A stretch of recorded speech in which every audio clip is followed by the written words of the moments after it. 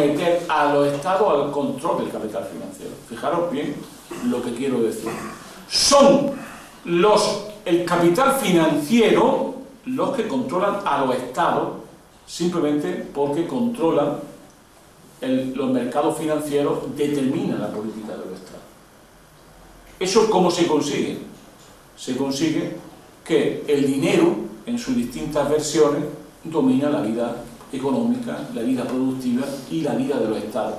Si los estados, por ejemplo, como ha pasado en América Latina o en una gran parte del mundo subdesarrollado, tienen una enorme dependencia del capital financiero porque deben mucho dinero, el simple hecho de que suban un poquito la tasa de interés arruinan la vida de los estados. ¿Por qué? Porque la mayoría de las deudas privadas de muchos estados de América Latina se han convertido en deudas públicas que las tienen que pagar anualmente los estados a través de los presupuestos. Por lo tanto, necesitan de continuo, por un problema de déficit de balanza comercial, por un problema de pago de deuda, etc., endeudarse. ¿Cómo pasa en la familia? No es muy diferente a la familia. O sea, cuando la familia, como pasa ahora mismo en España y en casi todo el mundo, se endeudan demasiado, empiezan a trabajar para la banca. Así de simple.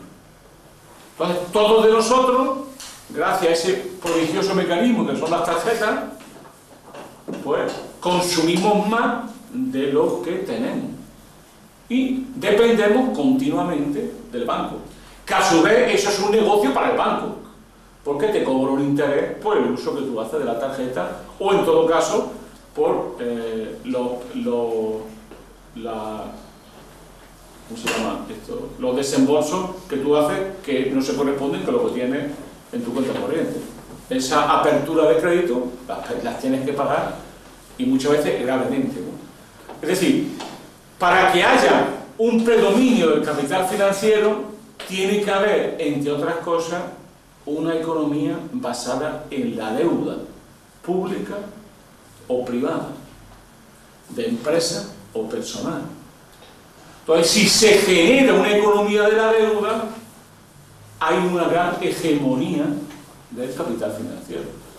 Las grandes organizaciones económicas y financieras mundiales controlan a los estados hasta el punto de que la especulación, y esa es la tercera idea, la especulación ya no es un subproducto del capitalismo, sino el modo normal de funcionar del capitalismo.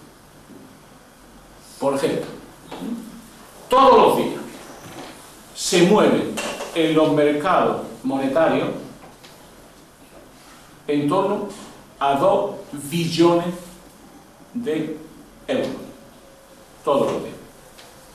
¿Qué es moverse para acá y para allá? Con fines absolutamente especulativos. El 90% de todo lo que se mueve es especulación. Atesorar de aquí, desatesorar de allá, comprar aquí, comprar allá, moverse. Estamos hablando de el doble del Producto Nacional Bruto anual de España. España gasta, su producción bruta es un poquito más de 1 billón de euros. 1 millón de millones de euros. Bueno, todos los días el doble de una economía que dicen que es la octava del mundo se juega, se intercambia en el mercado diario de divisas. Solo en el mercado diario de divisas, dedicado básicamente a la especulación. Por lo tanto, y el 90% de todo eso es especulación, pero es más. Prácticamente, de todas las relaciones económicas internacionales que hay, solamente no llegará a un 20% son intercambios reales de mercancías. Todo lo demás es intercambio especulativo y monetario. Es decir, ya no hay conexión, y esa es la diferencia, entre el mercado real y el mercado financiero. No hay conexión. Pongo un ejemplo. Antes, en los años 40, 50, la gente, ¿por qué compraba dólares? ¿Por qué? Para comprar cosas. Una empresa compraba dólares, ¿para qué? Para comprar maquinaria norteamericana, que era lo único que tenían ese tipo de maquinaria y maquinaria guay del Paraguay. O para comprar productos norteamericanos, coches norteamericanos, bienes de consumo duraderos o simplemente bienes de medios de producción. O para poder comprar petróleo que ya se pagaba en dólares. Entonces los bancos, y sobre todo los bancos centrales y los gobiernos, compraban en el mercado dólares porque les interesaba, porque era la economía más fuerte del mundo y porque todas las demás estaban destruidas por la guerra. Entonces, eso le dio a Estados Unidos una gran hegemonía y un gran papel. Pero tú comprabas dólares no por comprar dólares, sino porque lo usaban. Era una cosa utilitaria.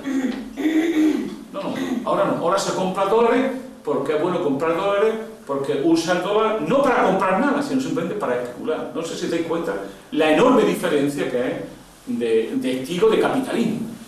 ¿Por qué? Porque en medio que ha pasado, hemos pasado a un capitalismo domesticado por el Estado y por la política, a un capitalismo que domestica el Estado y la política. Sin eso no se emprende la crisis de la política que vivimos todos los demás. Es decir, antes un españolito te pillaban en la frontera sacando 2 millones de pesetas y te metían en la cárcel. Ahora incentiva que hoy hay una libre circulación de capitales libremente. Hemos pasado de un capitalismo que se ha llamado organizado o domesticado, donde el Estado, que tenía un gran protagonismo político, a través de políticas fiscales y monetarias, controlaba el capital. Al servicio del capital, sin lugar a dudas, pero controlaba el capital. Ahora es el capital quien controla al Estado y a la política. Esa es la diferencia fundamental. Pongo un ejemplo para que entendáis lo que quiero decir. Desde el Acta Única Europea se consolida la libre circulación de capitales dentro de la Unión Europea, sin una tarifa fiscal común europea. Diréis, bueno, ¿esto qué tiene que ver con...? Muy simple. Esto es tan simple como lo siguiente. Si tú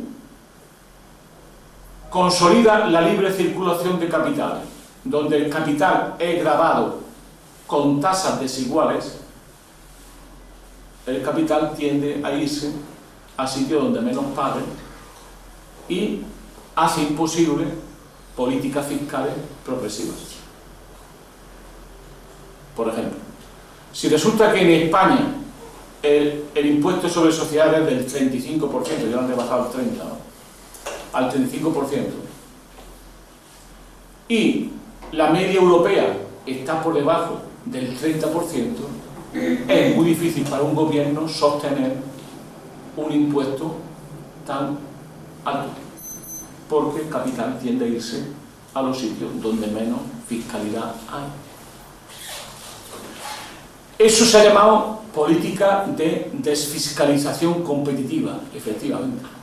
Pero ahora resulta que ingresan de golpe y porrazo todos los ex países del este que prácticamente no tienen sistema fiscal, no tienen ordenanzas laborales, no tienen ordenanzas sobre el medio ambiente y empiezan a competir férreamente con los países que tienen un sistema fiscal más o menos justo, unas relaciones laborales más o menos regladas, unos mecanismos de intervención estatal más fuertes.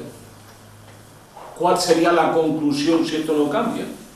Pues que todos esos países, para competir, tendrán que ir bajando sus requerimientos fiscales, sus requerimientos educativos, sus requerimientos laborales. No es inevitable.